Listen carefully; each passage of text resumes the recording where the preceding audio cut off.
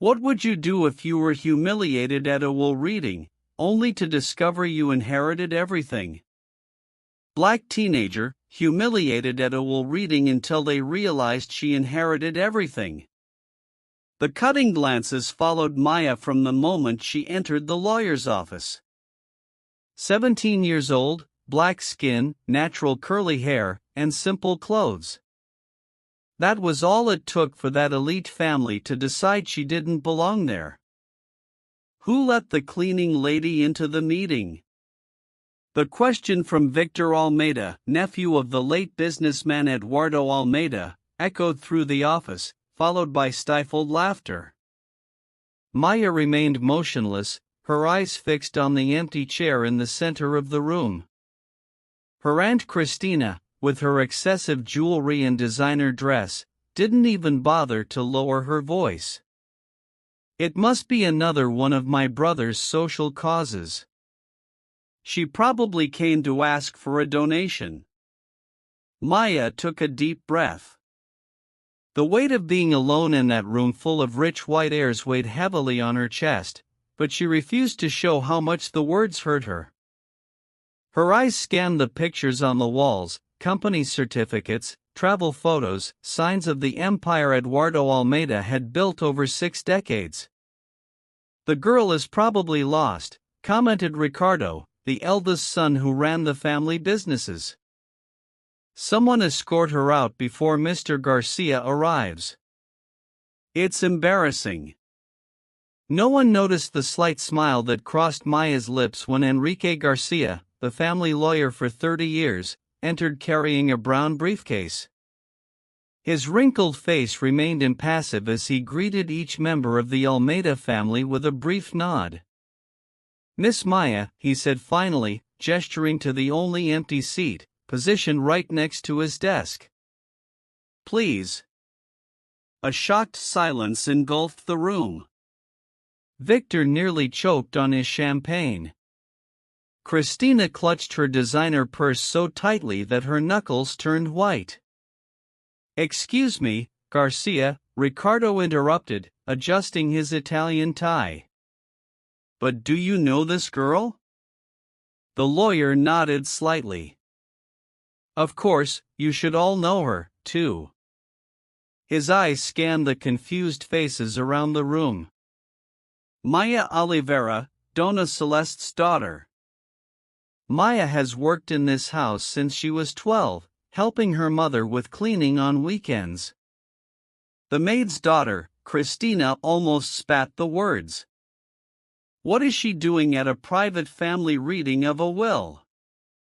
Maya finally sat down, her posture straight, her face serene, despite the growing hostility.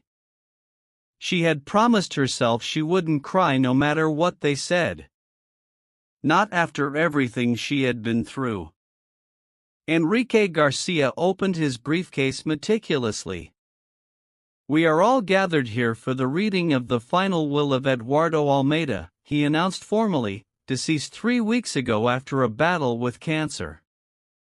His niece Patricia, who until then had been absorbed in her cell phone, took the opportunity to take a discreet photo of Maya. #IntruderWillReading, she typed quickly, posting it on social media. "Lackey is trying to pull a fast one even after their boss is dead." The comment garnered likes and shares while Victor whispered to his inner circle, "I bet my uncle left some change for charity." 10,000 Ray for the girl. Maybe some nonsense. What secret will the will reveal about Maya's connection to this family? No one noticed how Maya kept her eyes fixed on the lawyer's hands as he removed the sealed envelope. To everyone there, she was invisible except when she was the target of cruel jokes. "Before we begin," said Garcia, "Eduardo left a video that should be shown before the formal reading." Ricardo rolled his eyes. "Another one of my father's little plays. Let's get down to business." The lawyer ignored the comment and activated a screen embedded in the wall.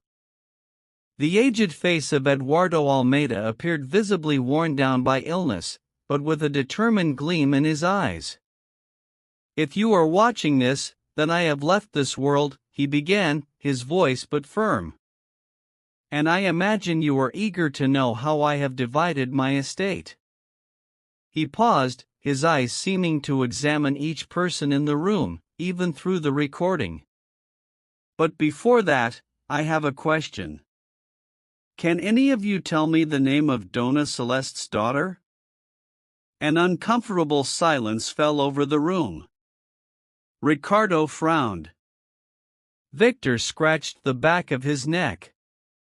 Christina pretended to examine her fingernails. "I figured you wouldn't," Eduardo continued, a sad smile on his face. "That girl has been working in our house for 5 years, helping her mother since she was 12. And none of you, my own family, ever bothered to learn her name." Maya felt a lump in her throat as Eduardo continued. "I watched how you treated her, how you treated all the employees, as if they were invisible, disposable." His face hardened, and that told me everything I needed to know about the character you have built. The tension in the room was palpable. Patricia had dropped her cell phone. Victor swallowed hard. Ricardo shifted uncomfortably in his chair. What no one in that room could imagine was that behind the dignified silence of that black teenager whom everyone despised, there was a story that would completely change the fate of everyone present. A story that Eduardo Almeida had discovered in the last months of his life, and that was about to turn that room upside down. If this story of prejudice and justice has piqued your curiosity, be sure to subscribe to find out how a simple teenager humiliated by an entire family would end up becoming the key to the greatest lesson they would ever learn, only on Black Voices. Eduardo Almeida's video continued, his fragile voice echoing through the silent room. "In recent months, I began to observe how you treated people around you.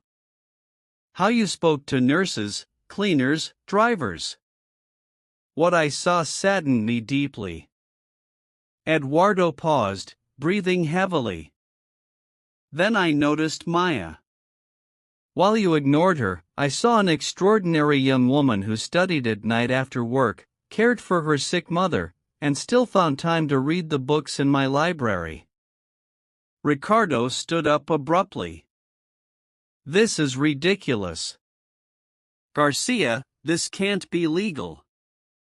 The lawyer remained impassive. "Everything is in perfect legal order, Mr. Ricardo." On the screen, Eduardo smiled. "I know you're surprised." Ricardo was probably already questioning the legality of all this. The eldest son paled when he heard his exact words predicted by his father. "What you don't know is that I've spent the last 3 months talking to Maya. She would sit next to me during her breaks and tell me about her dreams of studying law." Patricia, visibly uncomfortable, tried to delete the humiliating post she had made. Too late. It had already been shared hundreds of times. "This is Maya Aea," continued Eduardo, daughter of Donna Celeste, who worked in our house for 15 years, even when Christina reduced her salary while buying her 4th imported car. Christina choked, her face red with shame. Maya, whom Ricardo humiliated when he spilled water on her documents. He made her clean the floor on her knees while calling her incompetent, unaware that she had just received news that her mother needed expensive surgery. The video ended abruptly. Garcia opened another envelope. "There is one more video to show, but before that, I need to read the main terms of the will." "This is absurd," Victor exploded. "A little maid can't inherit the empire our family has built for generations." Maya finally spoke. "Your family built nothing, Mr. Victor. Your great-uncle Eduardo started out selling fruit at the market. The only ones born with a silver spoon in their mouths are you." The silence that followed was deafening. Garcia cleared his throat and began to read. "I, Eduardo Almeida, leave to Maya Ala 51% of the shares of Almea Incorporos, my primary residence and all properties listed in Appendix A, as well as the sum of 20 million Ray in various investments." "This is undue influence," shouted Ricardo, his face contorted with rage. "That girl manipulated a sick man." Garcia raised his hand. "If you allow me to continue, there are conditions. Maya will only take full control at age 21. Until then, the company will be managed by a board led by myself and Dr. Luisa Mendez." Luisa Mendez interrupted Christina. "The doctor, what does she have to do with this?" As if answering the question, the door opened and a middle-aged black woman entered wearing an elegant suit. Her eyes met Maya's and she smiled. "Dr. Mendez was much more than your brother's doctor," explained Garcia. "She was the one who introduced Maya to Eduardo after witnessing how the young woman cared for Dona Celeste in the hospital, even after you fired her when her mother fell ill." Dr. Luisa nodded. "Dona Celeste and I studied together before circumstances took us down different paths. When I found her at the hospital battling a cancer similar to Eduardo's, I couldn't help but notice what an extraordinary daughter she had." What shocking twist will Eduardo's final video reveal? What no one realized was that this seemingly unlikely scene, a black teenager, the daughter of a maid about to become the heir to an empire, began with a chance encounter in a hospital hallway. 3 months earlier, Maya had gone to beg Ricardo for an advance on her mother's medicine. Not only did he refuse, but he humiliated her in front of his fellow executives. "I don't have time to deal with employee problems. If you can't afford the medicine, maybe you should consider another job." That same day, Dr. Luisa found Maya crying on the service stairs. Upon hearing her story, the doctor made a decision that would change everyone's destiny: to take the young woman to meet her other patient, the powerful Eduardo Almeida. "There's one more video," announced Garcia, inserting another flash drive. Eduardo asked that it only be shown if there was a dispute. On the screen, Eduardo appeared frail but determined. "If you are watching this video, it means that my family is contesting my decisions. I am in full possession of my mental faculties. I made these arrangements after months of observation and recorded conversations that document the behavior of each one of you." He paused to breathe. "Maya did not manipulate me. On the contrary, she initially refused my offer. It took a lot of persuasion to convince her to accept. As for my decision, look in the mirror. You are not my heirs because of what you have built, but because of the accident of birth." The screen showed a series of short videos: Ricardo yelling at employees, Christina firing Dona Celeste, Victor ridiculing an elderly driver, Patricia making racist comments. Each scene was like a slap in the face to those present. Eduardo had systematically documented the daily cruelty practiced by his family. "What makes this moment even more extraordinary," said Dr. Luisa, placing her hand on Mia's shoulder, "is that Eduardo wasn't just building a case. He was giving Ma something much more valuable than money: the power to change the system." What the Almeida family didn't realize was that this humiliated teenager had demonstrated a quality that Eduardo had sought in vain among his relatives: genuine compassion. For when Eduardo offered Mia complete revenge against her oppressors, she hesitated, not out of fear, but because she had a much more ambitious vision than simply punishing the guilty. I don't just want to see them lose, she had confessed to Eduardo during one of their long nighttime conversations. I want them to understand what they did. It was this response that sealed the fate of the Almeida Empire, placing it in the hands of someone who saw beyond immediate revenge, someone who understood that true power lies not in humiliating others, but in transforming them. Ricardo advanced toward Maya, his finger pointed like a gun. This is absurd. I will contest this will in every court. Two security guards appeared discreetly at the sides of the room. Garcia had thought of everything by right. Maya spoke calmly. What right exactly, Mr. Ricardo? The right to be born in Almeida? Because as far as I know, the only right you have exercised with excellence is the right to humiliate people you consider inferior.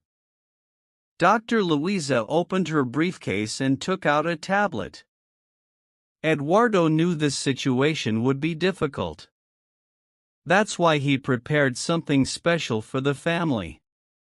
An aerial image of a slum appeared on the screen. Do you recognize this place? Christina snorted. Why would we know a slum? Because your family owns it, Luisa replied. Or rather, it did. These lands were secretly purchased by Eduardo's grandfather 70 years ago when he displaced 200 families to build the company's first shopping mall. Dr. Luisa continued, the properties listed in Appendix A are not mansions or luxury apartments. They are all plots of land in communities that the Almeida family acquired through questionable means over decades. And what does that have to do with anything? Hissed Victor. Maya finally smiled. It's simple. Those properties are now mine. And I've already signed the documents, transferring them back to the families who live there, free of charge.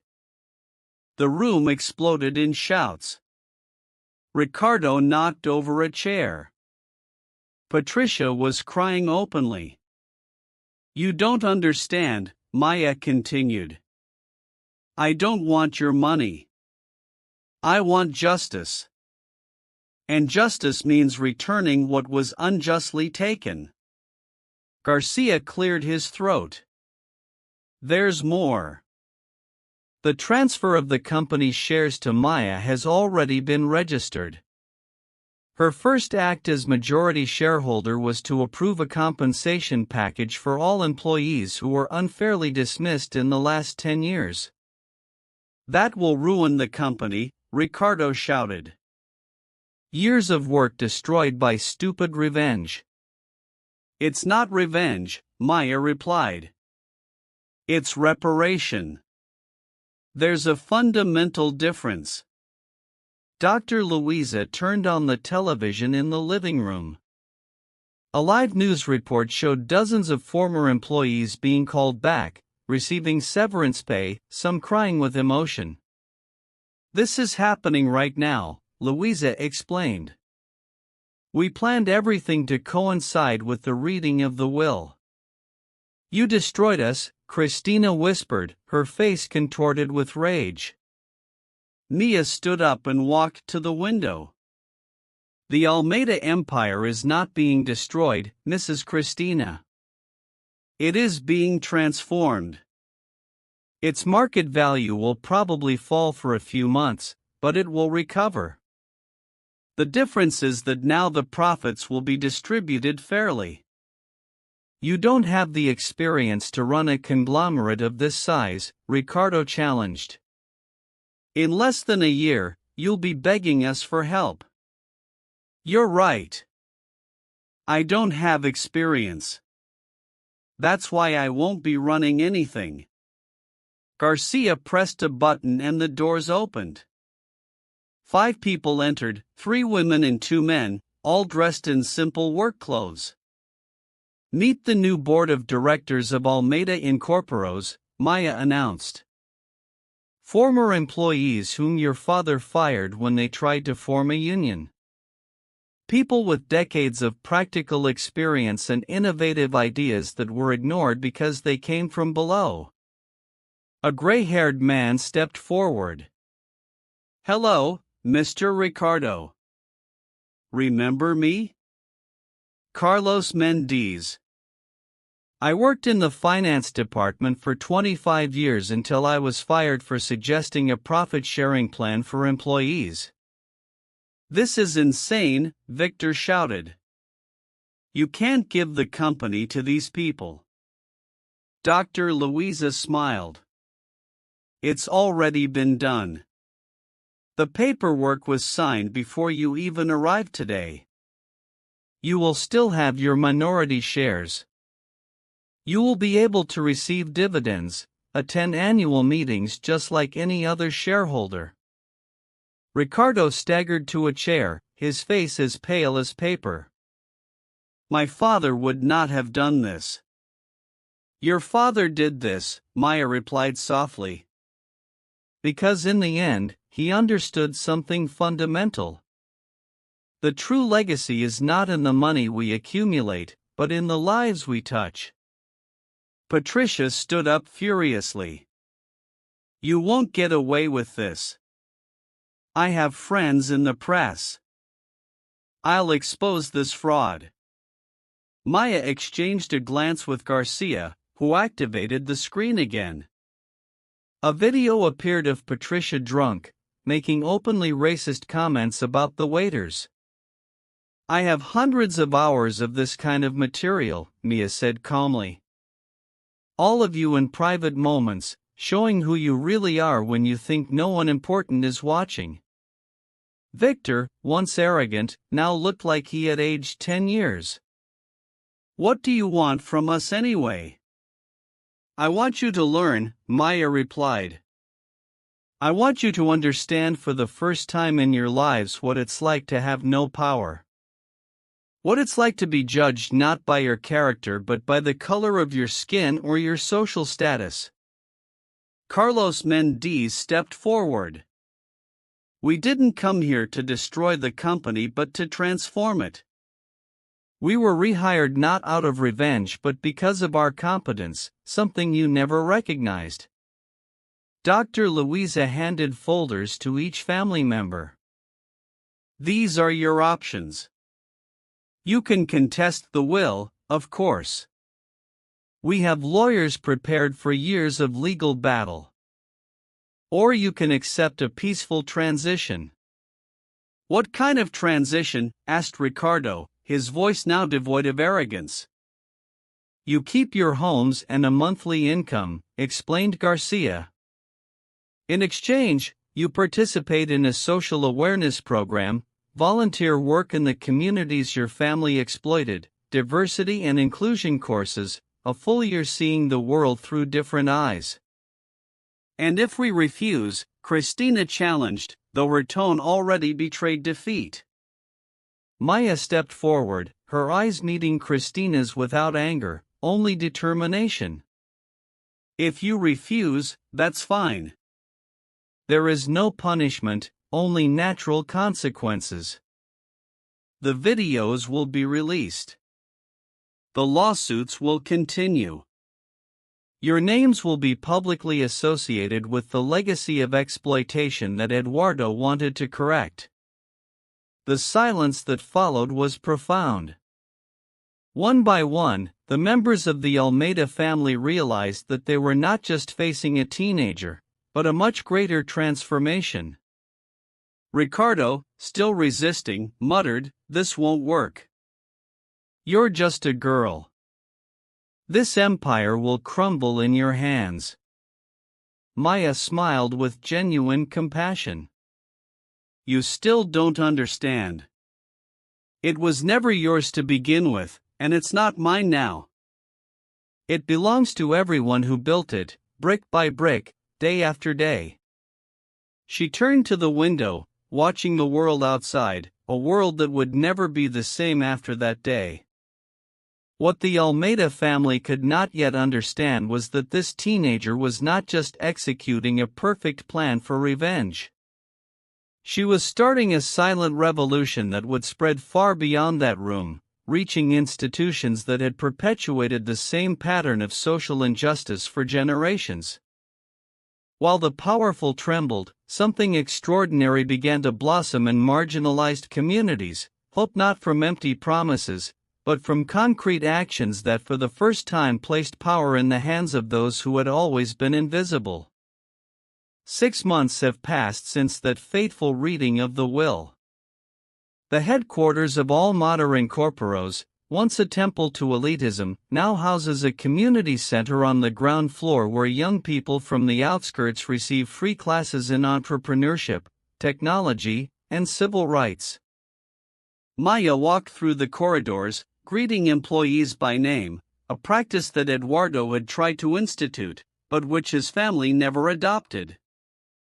The walls, once decorated with expensive paintings by European artists, now displayed works by local artists from marginalized communities.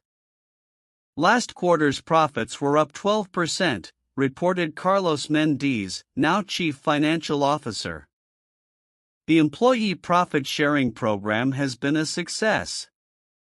Productivity is at an all-time high. Maya smiled. And the housing project on the former estates? 300 families have already received definitive deeds, replied Dr. Louisa, who coordinated the social responsibility program.